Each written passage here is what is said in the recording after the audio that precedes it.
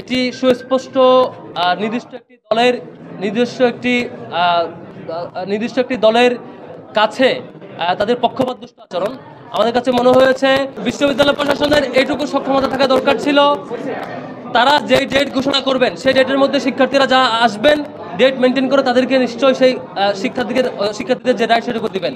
কোনো ধরনের পূর্ব পর্যালোচনা ছাড়া, কোনো ধরনের ডিসকাশন ছাড়া সরাসরি একদিন বাড়ায় দেওয়া বিশ্ববিদ্যালয়ের সামগ্রিক প্রশাসনে বিশ্ববিদ্যালয় প্রক্টর থেকে শুরু করে নানান পর্যায়ে নানান প্রভোস্ট এবং বিভিন্ন কমিটিতে নির্দিষ্ট একটি দলের পক্ষপাতদুষ্ট আচরণ লক্ষ্য করেছি।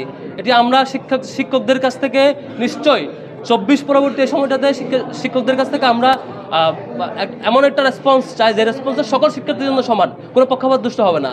আমরা আগামীতে পুরো ডাকসু নির্বাচনে আমরা এরকম শঙ্কিত হতে চাই না।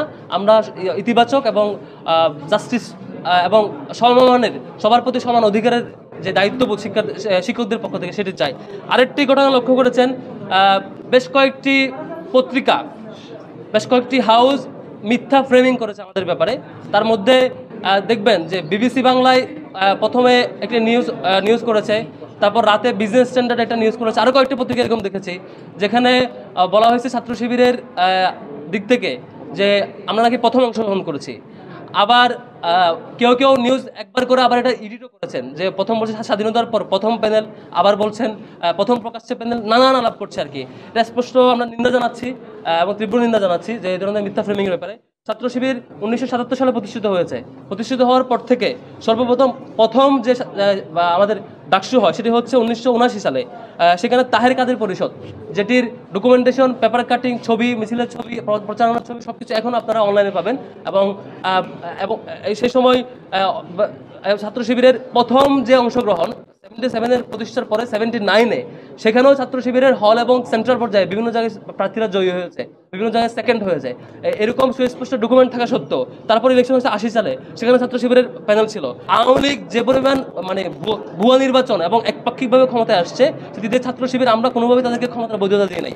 এদিক থেকে ফ্যাসিবাদী সামগ্রিক কাঠামো এবং তাদের নিয়ন্ত্রণের জায়গা থেকে আমরা সে সময় প্যানেল দিতে পারি নাই বা দিই নাই। 25 সাল সহ ধরলে 7 বার ডাকসু, তার আগে 6 বার হয়েছে।